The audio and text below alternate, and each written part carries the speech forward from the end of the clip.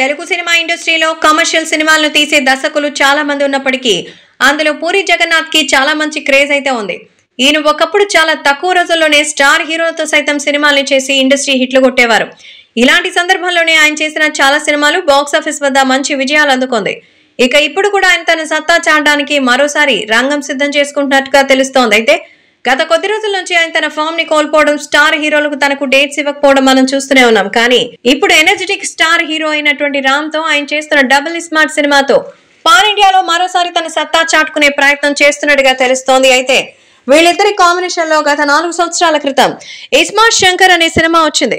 ఈ cinema super success అయింది. దానికి సీక్వెల్ గా వస్తున్న ఈ సినిమాని కూడా ప్రేక్షకుల ముందుకు తీసుకొచ్చి భారీ సక్సెస్ ని తన ఖాతాలో వేసుకోవాలనే ప్రయత్నంలో పూరి జగన్నాథ్ ఉన్నట్టుగా తెలుస్తోంది. ఈ సందర్భంలోనే ఆగస్టు 15వ తేదీన ఈ సినిమా ప్రేక్షకుల ముందుకి రాబోతోంది. ఇదిలా ఉంటే ప్రస్తుతం హరీష్ శంకర్ కూడా రవితేజతో చేసినటువంటి మిస్టర్ బచ్చన్ ఈ సినిమాని ఆగస్టు 15న ప్రేక్షకుల ముందుకు తీసుకొస్తున్నారు. అయితే సినిమా ఇండస్ట్రీలో వచ్చిన మొదట్లో హరీష్ శంకర్ కొంతమంది దర్శకుల దగ్గర డైరెక్షన్ డిపార్ట్మెంట్ లో పనిచేసిన చిరుత, బుజ్జిగాడు, నేనితే లాంటి సినిమాలకు హరీష్ శంకర్ పూరి జగన్నాథ్ దగ్గర డైరెక్షన్ డిపార్ట్మెంట్ లో వర్క్ చేశారట. ఇప్పుడు ఇదంతా చూసిన చాలా మంది హరీష్ శంకర్ తన గురువైన పూరి జగన్నాథ్ సినిమాకే పోటీగా తన మిస్టర్ బచ్చన్ సినిమాని తీసుకొస్తున్నాడా అనే కామెంట్స్ వస్తోంది.